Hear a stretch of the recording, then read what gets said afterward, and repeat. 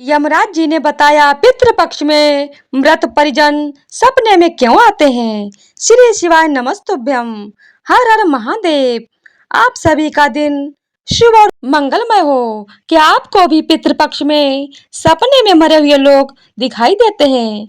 किसी को अपने मरे हुए पिताश्री सपने में दर्शन देते हैं, तो किसी को अपनी मृत माता के दर्शन होते हैं। शायद आपने भी अपने सपने में मृत परिजनों को अवश्य देखा होगा, लेकिन सुबह उठने के बाद आप उस सपने को दुर्लभ कर देते हैं।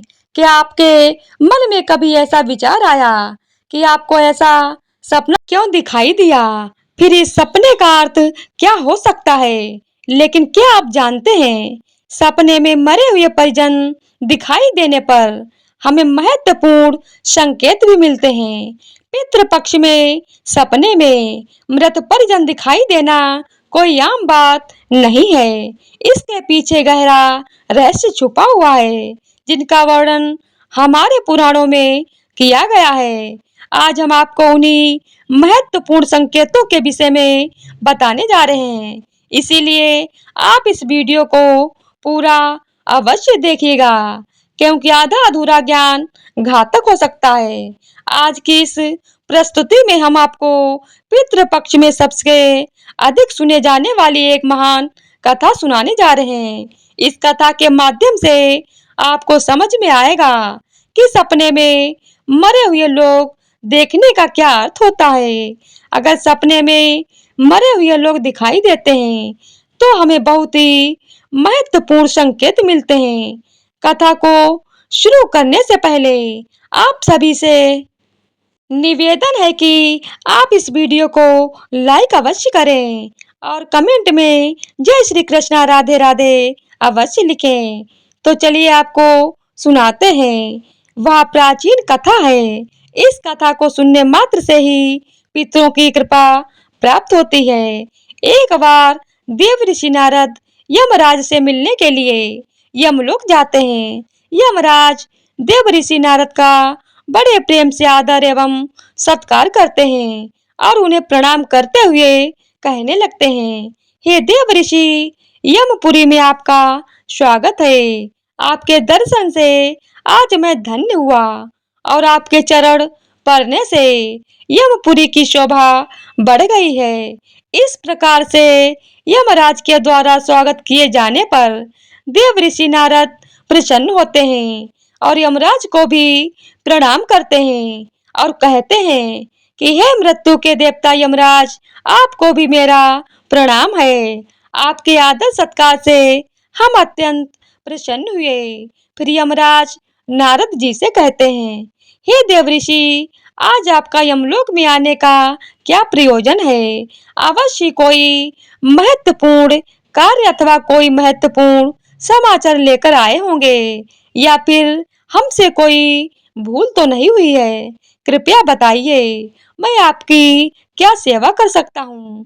तब देव ऋषि नारद कहते हैं, हे धर्मराज, आप तो मृत्यु के तथा न्याय के देवता हैं और आप तीनों लोकों के सभी जीवित और मृत प्राणियों का लेखा जोखा रखते हैं। आपको समस्त चराचर के भूत और भविष्य का भी ज्ञान है। इसीलिए मैं आपके पास कुछ शंका लेकर आया हूँ, जिसे दूर करने की कृपा करें। फिर यमराज कहते हैं, हे देव ऋषि, आप सत्य कहते हो। हम तीनों लोकों में निवास करने वाले सभी जीवित और मृत प्राणियों का लेखा जोखा अवश्य रखते हैं, किंतु आपके मन की बात जानना हमारे बस का नहीं है। आप तो तीनों लोकों की खबर रखते हैं। आप भगवान विष्णु के सबसे प्रिय भक्त हैं। आप समस्त शास्त्रों का भी ज्ञान रखते हैं, किंतु अगर आप मुझसे कुछ जानना चाहते हैं, तो मैं अवश्य आपकी सहायता करूंगा। हे देव ऋषि, आपकी जो भी शंका और प्रश्न है, आप निसंकोच पूछ सकते हैं। मैं अपने सामर्थ्य के अनुसार उनका जवाब देने का प्रयास अवश्य करूंगा। देव ऋषि नारद कहते हैं, हे यमराज, मैं पृथ्वी लोक का भ्रमण करके आया हूँ।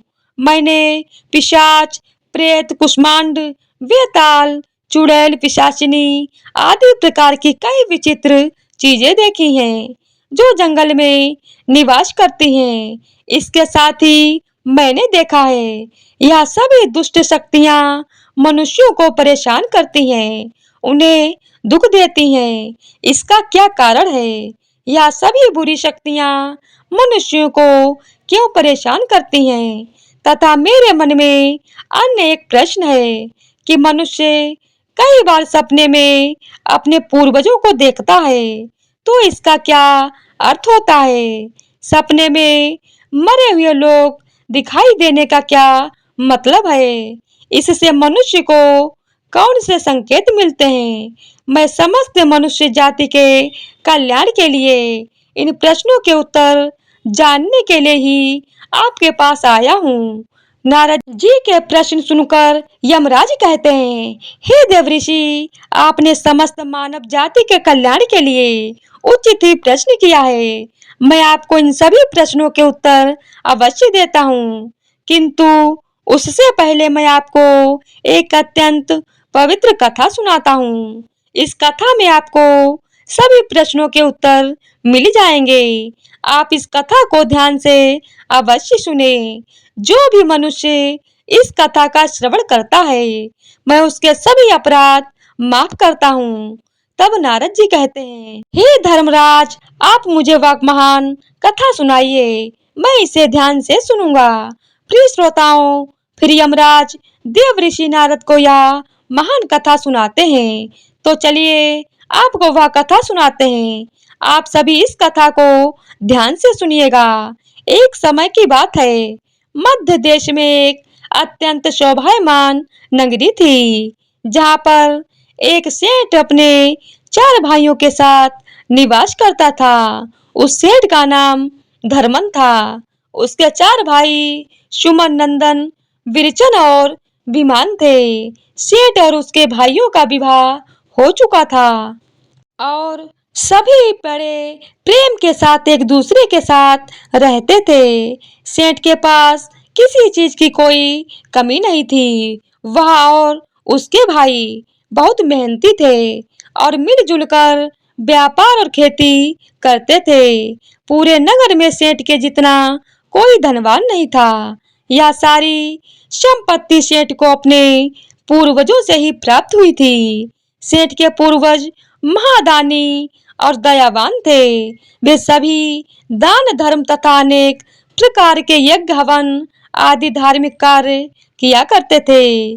किंतु सेठ कंजूस स्वभाव का था और उसके अंदर पूर्वजों के लक्षण नहीं थे। सेठ ना दान धर्म करता और न ही यज्ञ तथा हवन आदि कार्य करता था। सेठ ने धन तो बहुत इकट्ठा किया था, किंतु उसने कभी अपने धन का सदुपयोग नहीं किया। उसने कभी किसी को फूटी कौड़ी भी दान में नहीं दी और न ही उसने कभी दूसरों को भोजन कराया।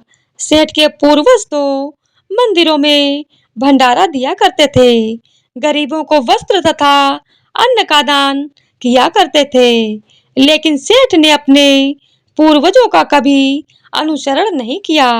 वह हमेशा ही धन कमाने में और धन का संचय करने में लगा रहता था, जिससे उसके पास बहुत सारी धन संपत्ति तो हो गई, लेकिन उसके पूर्वज उससे बहुत दुखी और नाराज हो गए। फिर पितृपक्ष आया। पितृपक्ष में सभी पूर्वज अपने पुत्रों के द्वारा श्राद्ध और तर्पण की अपेक्षा कर रहे थे, किंतु उनके किसी भी पुत्र ने अपने पूर्वजों के लिए न श्राद्ध किया और न ही तर्पण किया। उन्होंने न दान धर्म किया और न ही किसी भूखे प्राणी को भोजन कराया। अपने पुत्रों की ऐसी दुष्टता देखकर सभी पितृगण अत्यंत दुखी हुए। सेठ के पूर्वजों को अपने पुत्र का व्यवहार ठीक नहीं लगता था। इसी कारण वे पितृलोक में दुखी रहा करते थे। धन कमाने के लालच में सेठ इतना उन्मत्त हो गया कि वह अपने पूर्वजों को भी भूल गया और उसने अपने पूर्वजों का श्राद्ध तथा तर्पण आदि कार्य करना भी बंद कर दिया। जिससे उसके पूर्वजों की आत्मा की तृप्ति नहीं होती थी और वे अपने पुत्र के ऐसे व्यवहार से दुखी रहने लगे। फिर एक दिन उस सेठ के पूर्वज चर्चा करते हुए वे एक दूसरे से कहने लगते हैं कि हमारा बड़ा ही दुर्भाग्य है जो हमारे कुल में इतने स्वार्थी और लालची पुत्रों का जन्म हुआ है। हमारे पुत्र न हमारे लिए श्राद्ध करते हैं और न ही दान धर्म करते हैं। हमारे पुत्रों के कुकर्म के कारण हमारा पतन हो रहा है। इस प्रकार से विचार करके वे सभी पितृ अपने पुत्रों से मिलने के लिए जाने के विषय में सोचने लगते हैं और कहते हैं हमें यमराज के पास जाना चाहिए। अब वे ही हमारी इस समस्या का समाधान कर सकते हैं। हम सभी यमराज के पास जाकर उनसे हमारे पुत्रों से मिलने के लिए जाने की अनुमति मांगेंगे। फिर सभी पितृगण आकाश मार्ग से उड़ते हुए पितृलोक से यमलोक में यमराज के पास जाते हैं। वहां पर जाकर वे सभी यमराज को नमस्कार करते हैं। पितृगणों को यमपुरी में आया हुआ देखकर यमराज भी उनका स्वागत करते हैं और उनके आने का कारण पूछते हैं। तब सभी पितृ हाथ जोड़कर अपना दुख बताने लगते हैं। वे सभी पितृ यमराज से कहते हैं, हे धर्मराज, हमारे पुत्रों की मति भ्रष्ट हो गई है। हमारे पुत्र ना दान करते हैं और ना श्राद्ध और ना ही तर्पण करते हैं। उनके इस अशुभ आचरण से हमारा पतन हो रहा है। वे कभी दान धर्म नहीं करते हैं, जिस कारण से हमारी संतुष्टि नहीं हो रही है। कृपया आप हमें हमारे पुत्रों से मिलने के लिए बाहर जाने दें। हम हमारे पुत्रों को समझाकर लौट आएंगे। हे धर्मराज, हम उन्हें शास्त्रों का ज्ञान देकर फिर से यमलोक लौट आएंगे।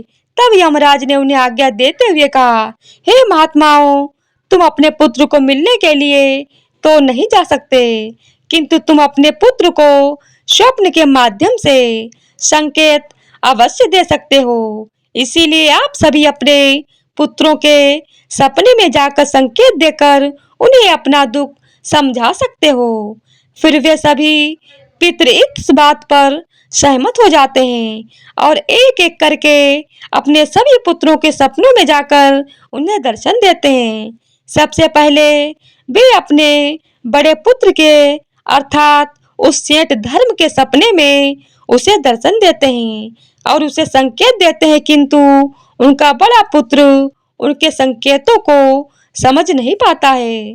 दूसरे दिन जागने पर वह उस सपने को भूल जाता है और अपने पितरों के द्वारा दिए गए संकेतों को भी नजरअंदाज कर देता है। इससे वे सभी पितृगण फिर से निराश हो जाते हैं और फिर सभी पितृगण अन्य पितरों के सपने में जाकर भी उन्हें दर्शन देने लगते हैं तथा उन्हें अनेक प्रकार के संकेत भी देते हैं, लेकिन उनके बाकी पुत्र भी उन संकेतों को दुर्लभ कर देते हैं। कोई भी अपने पूर्वजों के द्वारा बताए हुए संकेतों को समझ नहीं पाता है, जिससे सभी पितृगण अत्यंत दुखी और नाराज हो जाते हैं। सेठ और उसके भाई धन कमाने के लालच में पूरे तरह अंधे हो चुके थे। उन्हें पूर्वजों के द्वारा प्राप्त दिव्य संकेतों का महत्व कुछ भी नहीं लगता था, किंतु पितरों के स्वप्न में दर्शन देने के कुछ ही दिनों के बाद उस सेठ को व्यापार में नुकसान उठाना पड़ता है। उसे व्यापार में बहुत ज्यादा घाटा होने लगती है, जिससे उसकी सारी धन संपत्ति नष्ट हो जाती है। सभी भाइयों में वाद विवाद और लड़ाई झगड़े होने लगते हैं। पूर्वजों द्वारा जमा की हुई सारी जमीन जायदाद को वे बेच डालते हैं और पूरी तरह से बर्बाद हो जाते हैं। सभी भाई एक दूसरे से अलग हो जाते हैं और अपना अपना पेट पालने में लग जाते हैं। उधर स्वर्ग लोक में पितरों को अपने पुत्रों की ऐसी दुर्गति देखकर बहुत पीड़ा होने लगती है। सभी पितृगण अत्यंत दुखी और उदास हो जाते हैं। फिर से वे सभी यमराज के पास आते हैं और कहने लगते हैं, हे धर्मराज, हमसे हमारे पुत्रों की ऐसी दुर्गति नहीं देखी जाती है। हमारे द्वारा किए गए सभी पुण्य कर्मों को हमारे पुत्रों ने नष्ट कर डाला है। कृपया आप कुछ ऐसा उपाय करें जिससे हमारे पुत्रों को उनकी भूल का पता चल सके। फिर यमराज उन पितरों से कहते हैं, हे महात्माओं, तुम्हारी इस व्यथा को मैं समझता हूँ और मैं तुम्हारी अवश्य सहायता करूंगा। मैं स्वयं तुम्हारे पुत्रों के पास जाकर उन्हें उनकी भूल के बारे में बताता हूँ। फिर यमराज अपने भैंसे पर सवार होकर पृथ्वी लोक पर आते हैं और उस सेठ के घर की तरफ जाने लगते हैं। जब यमराज सेठ के घर के समीप पहुंचते हैं, तभी वे एक साधु का रूप धारण कर लेते हैं। सबसे पहले वे उस सेठ के घर पर जाते हैं, तो वह सेठ अत्यंत बीमार पड़ा हुआ होता है। द्वार पर जाकर यमराज कहने लगते हैं, भिक्षाम देहि, क्या घर में कोई है? हे माई, तुम्हारे द्वार पर एक साधु आया है जो बड़े दूर से यात्रा करके आया है। कोई हो तो भिक्षा दे दो। द्वार पर आए साधु को देखकर उस सेठ की पत्नी सुनंदा उनका स्वागत करती है और कहती है, पधारिए, हे साधु महाराज, आपका स्वागत है। कहिए, मैं आपकी किस प्रकार से सहायता कर सकती हूँ? वे साधु रूपी यमराज कहते हैं, हे देवी, मैं अत्यंत भूखा हूँ और यात्रा पर निकला हूँ। यदि दान में कुछ भोजन मिल जाए तो बड़ी कृपा होगी। फिर सेठ की पत्नी कहती है, ठीक है साधु महाराज, आप रुकिए, मैं अभी आपके लिए कुछ भोजन लेकर आती हूँ। सेठ की पत्नी के चेहरे पर दुख के हाव भाव देखकर वे साधु रूपी यमराज कहने लगते हैं, हे पुत्री, तुम्हारे मुखमंडल पर दुख दिखाई पड़ रहा है। अगर कोई गोपनीय बात ना हो तो मुझे बताओ, तुम्हारे दुख का क्या कारण है? वह स्त्री कहती है, हे साधु महाराज, आप सत्य कह रहे हैं। पहले हम बहुत धनवान और समृद्ध थे। मेरे पति और उनके भाई सभी साथ साथ रहते थे, किंतु अचानक ही सभी भाइयों में झगड़ा हो गया और अचानक से हमारा सारा व्यापार डूब गया और हम सभी दरिद्र हो गए। हे साधु महाराज, क्या आप बता सकते हैं कि यह दोष किस कारण हुआ है? तब साधु रूपी यमराज कहते हैं, हे पुत्री, तुम्हारे घर में पितृ दोष है, उसी कारण से तुम्हारे पति की यह दशा हुई है। तुम्हारे पति के कर्मों के कारण उसके पूर्वज रुष्ट हुए हैं। साधु की बात सुनकर वह सेठ वहां पर आता है और साधु से पूछने लगता है, हे साधु महाराज, कृपया मुझे बताइए, मैंने ऐसा कौन सा पाप किया है जो मेरा सब कुछ बर्बाद हो गया? मेरे भाई भी मुझे छोड़कर चले गए और मैं बीमार पड़ गया। तब वह साधु महाराज कहते हैं, हे पुत्र, तुमने अपने पूर्वजों को नाराज किया है। तुम्हारे पूर्वजों ने जो संपत्ति और पुण्य अर्जित किया था, उसे तुमने और तुम्हारे भाइयों ने नष्ट कर दिया। इसी कारण से तुम्हारी यह दुर्गति हुई है। तुम लोगों ने अपने पितरों का श्राद्ध नहीं किया और न ही उनका तर्पण किया। इसी कारण से तुम्हारे सभी पूर्वज तुमसे रुष्ट हो गए हैं।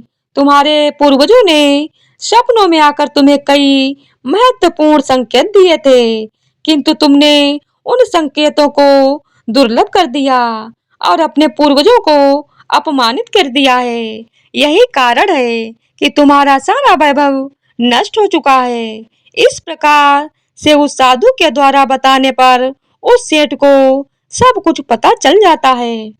उसे याद आता है कि उसके सपने में उसके पूर्वजों ने उसे दर्शन दिए थे। वह सेठ उस साधु से कहता है, हे साधु महात्मा, आप सत्य कह रहे हैं। हमारे पूर्वजों ने हमें सपने में दर्शन अवश्य दिए थे, किंतु हम उनके द्वारा दिए गए संकेतों को समझ नहीं पाए। कृपया आप मुझे सपने में पूर्वजों को देखने पर क्या संकेत मिलते हैं, इस बारे में बताइए। फिर वह साधु कहते हैं, हे पुत्र, अब तुम ध्यान से सुनो। मैं तुम्हें सपने में पूर्वज दिखाई देने पर मिलने वाले संकेतों के बारे में बताता हूँ। साधु रूपी यमराज कहते हैं, हे पुत्र, यदि पितरों का उद्धार नहीं होता है तो वे प्रेत योनि में ही मृत्यु लोक पर भटक रहे होते हैं। वे भूख प्यास से व्याकुल होकर अपने परिवारजनों के घर में प्रवेश करते हैं। हे वत्स, ध्यान पूर्वक सुनो। अब मैं तुम्हें उन संकेतों के बारे में बताता हूँ जो तुम्हें ध्यान में रखना चाहिए। यमराज ने साधु के वेश में सेठ को बताया कि यदि तुम अपने सपने में अपने पूर्वजों को भूख और प्यास से व्याकुल देखते हो तो यह संकेत अत्यंत महत्वपूर्ण है। इसका तात्पर्य यह है कि तुम्हारे पितृ अभी भी प्रेत योनि में भटक रहे हैं। इसका कारण यह है कि उनके लिए उचित रूप से श्राद्ध कर्म और तर्पण नहीं किया गया है। वे अब भी अपने परिवार से आहार और जल की प्रतीक्षा कर रहे हैं। यह स्थिति तब उत्पन्न होती है जब पूर्वजों का तर्पण समय पर नहीं किया जाता है या जब श्राद्ध की प्रक्रिया को पूरी श्रद्धा से नहीं निभाया जाता।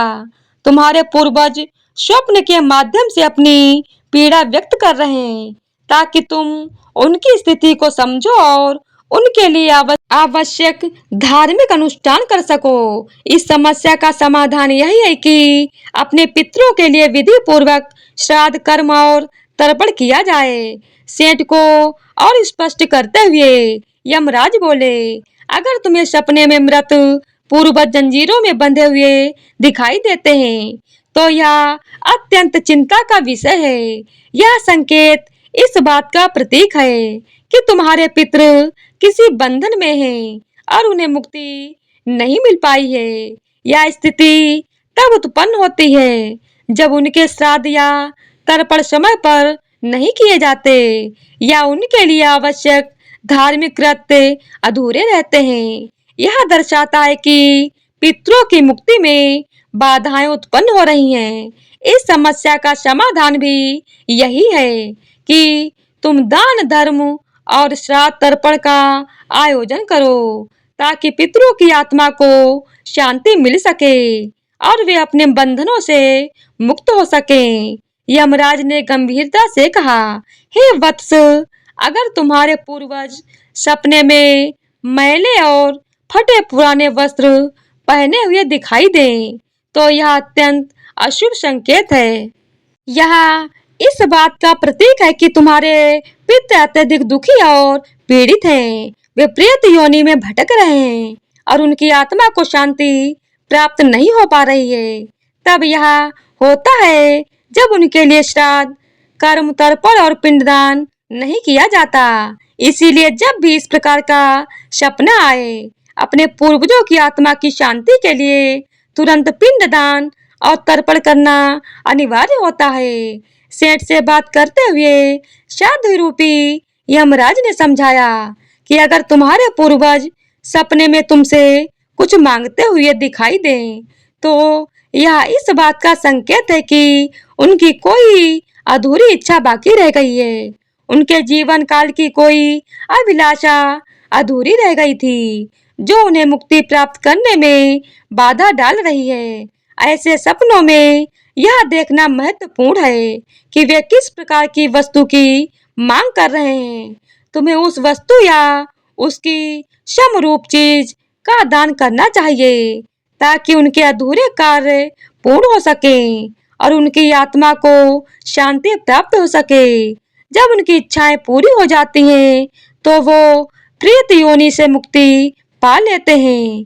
यमराज ने सेठ की ओर देखते हुए कहा, यदि सपने में तुम्हारे पूर्वज तुम्हारे सर पर हाथ फेरते हुए दिखाई दें तो यह अत्यंत शुभ संकेत होता है। इसका अर्थ यह है कि तुम्हारे पूर्वज तुमसे अत्यधिक प्रसन्न हैं और तुम्हें अपना आशीर्वाद दे रहे हैं।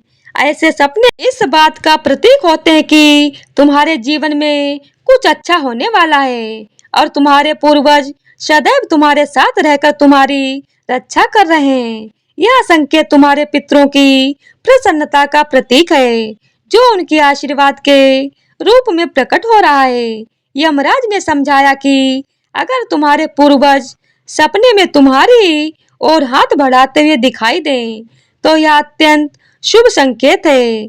इसका अर्थ यह है कि तुम्हारे पितृ तुम्हारे प्रयासों से संतुष्ट हैं और तुम्हें जीवन में सफलता मिलेगी। ऐसे सपने दिखना यह दर्शाता है कि तुम्हारे पितृ तुम्हारे साथ हैं और वे तुम्हारी उन्नति और सफलता के लिए आशीर्वाद दे रहे हैं।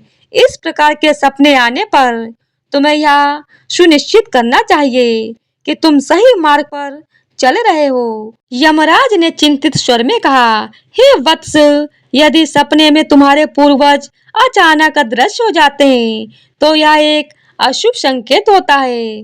इसका अर्थ यह है कि तुम्हारे जीवन में कोई संकट आने वाला है और तुम्हें सावधान हो जाना चाहिए।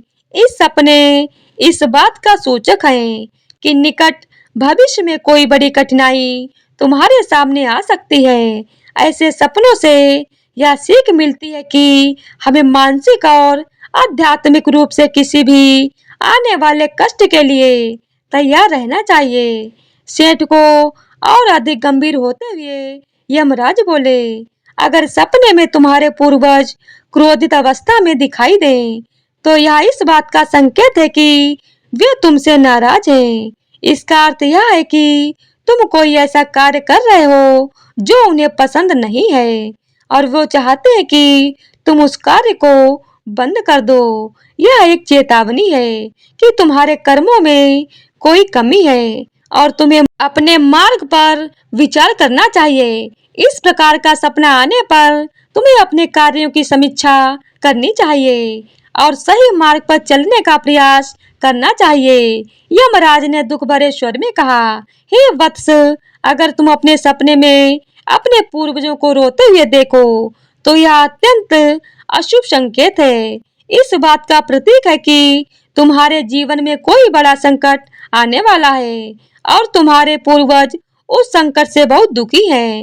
यह सपने इस बात की चेतावनी देते हैं कि तुम्हें सतर्क हो जाना चाहिए और ईश्वर की भक्ति में मन लगाना चाहिए ताकि उस संकट से तुम्हारी रक्षा हो सके।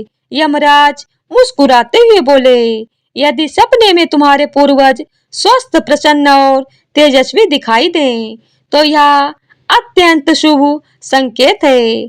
इसका अर्थ यह है कि तुम्हारे पितरों को मुक्ति मिल चुकी है और वे तुमसे प्रसन्न हैं।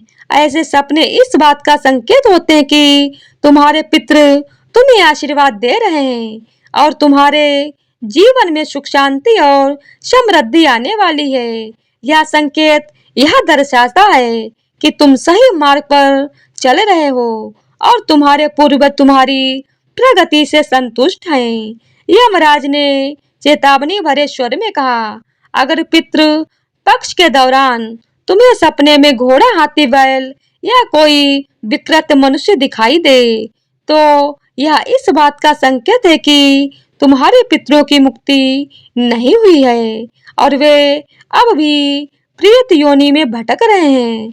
इस बात का भी संकेत है कि वे तुमसे अत्यंत दुखी हैं। ऐसे संकेत मिलने पर तुम्हें तुरंत पितरों की संतुष्टि के लिए दान और श्राद्ध करना चाहिए ताकि उनकी आत्मा को शांति मिल सके। अंत में यमराज बोले, हे वत्स, यदि तुम्हें सपने में कोई जानवर जैसे कुत्ता, बैल, गाय या अन्य पशु मनुष्य की तरह बात करते दिखाई दे, तो यह अत्यंत विचलित करने वाला संकेत है। इसका अर्थ यह है कि तुम्हारे पितरों की आत्मा को शांति नहीं मिल रही है। यह इस बात का संकेत है कि तुमने उनके लिए आवश्यक धार्मिक कृत्य अधूरे छोड़े हैं। इस स्थिति में तुम्हें तर्पण, पिंडदान या अन्य धार्मिक अनुष्ठान करके अपने पितरों की आत्मा की शांति के लिए प्रार्थना करनी चाहिए।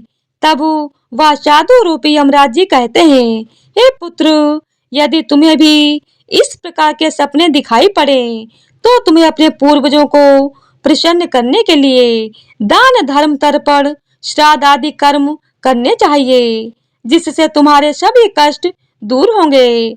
उस साधु की बात सुनकर उस सेठ को अपनी गलती का एहसास हो गया और वह तुरंत ही अपने भाइयों के पास जाता है और उन्हें साधु के द्वारा बताई हुई बात बता देता है। फिर सभी भाइयों को समझ में आ जाता है कि उनके पूर्वज उन्हें सपने में आकर संकेत दे रहे थे। फिर वे सभी भाई मिलकर नदी के तट पर जाते हैं और अपने पूर्वजों के लिए श्राद्ध तर्पण दान धर्म आदि कार्य करते हैं और अपने पितरों को संतुष्ट करते हैं। फिर एक दिन उनके पूर्वज उनके सपने में आकर उन्हें दर्शन देते हैं और उन्हें नाना प्रकार के संकेत देते हैं। वे सभी संकेत शुभ होते हैं। अपने पितरों के द्वारा शुभ संकेत प्राप्त होने पर उन सभी भाइयों का जीवन खुशियों से भर जाता है। उनके सभी रोग और दोष समाप्त होते हैं और वे फिर एकजुट होकर रहने लगते हैं और खूब तरक्की करते हैं। यमराज नारद जी से कहते हैं, हे देव ऋषि, जब मनुष्य के पूर्वज संतुष्ट हो जाते हैं तब मनुष्यों को अनेक प्रकार के संकेत प्राप्त होते हैं। अब मैं तुम्हें उन शुभ संकेतों के विषय में बताता हूँ। यदि सपने में मृत परिजन सर पर हाथ फिरा हुए दिखाई देते तो इस सपने का अर्थ यह है कि वे बहुत अधिक प्रसन्न हैं। पूर्वज यह संकेत दे रहे हैं कि उस मनुष्य के जीवन में कुछ बहुत ही अच्छा होने वाला है। यदि पूर्वज मनुष्य की ओर हाथ बढ़ाते हुए दिखाई देते हैं तो पूर्वज यह संकेत दे रहे हैं कि मनुष्य जो भी काम कर रहे हैं उससे वे संतुष्ट हैं और उसे उस कार्य में अवश्य सफलता प्राप्त होगी। यदि सपने में पूर्वज स्वस्थ दिखाई देते हैं तथा उनके मुख मंडल पर तेज दिखाई देता है और उनके वस्त्र चमकीले और सफेद रंग के होते हैं तो उन पितरों को मुक्ति मिल चुकी है, ऐसा समझना चाहिए। अगर सपने में पूर्वज दूर आकाश में बादलों पर बैठे हुए दिखाई देते हैं तो यह शुभ संकेत है। मनुष्य के पूर्वज अत्यंत प्रसन्न हैं और उसे आशीर्वाद दे रहे हैं। इस प्रकार से उन सभी भाइयों को पूर्वजों के द्वारा शुभ संकेत प्राप्त होते हैं और उनका खोया हुआ सारा धन और संपत्ति उन्हें वापस मिल जाती है और वे सभी भाई मिलजुल कर एक साथ रहने लगते हैं और सुखपूर्वक 100 वर्षों तक जीवन व्यतीत करके दिव्य विमानों में बैठकर पितृलोक चले जाते हैं। तो दोस्तों, इस प्रकार से यमराज ने देवऋषि नारद को पितरों के द्वारा मिलने वाले संकेत बताए। आपको यह कथा कैसी लगी कमेंट करके जरूर बताएं। जानकारी अच्छी लगी तो वीडियो को लाइक करें और कमेंट में जय श्री कृष्णा अवश्य लिखें। साथ ही हमारे चैनल को सब्सक्राइब करें। आप सभी का धन्यवाद।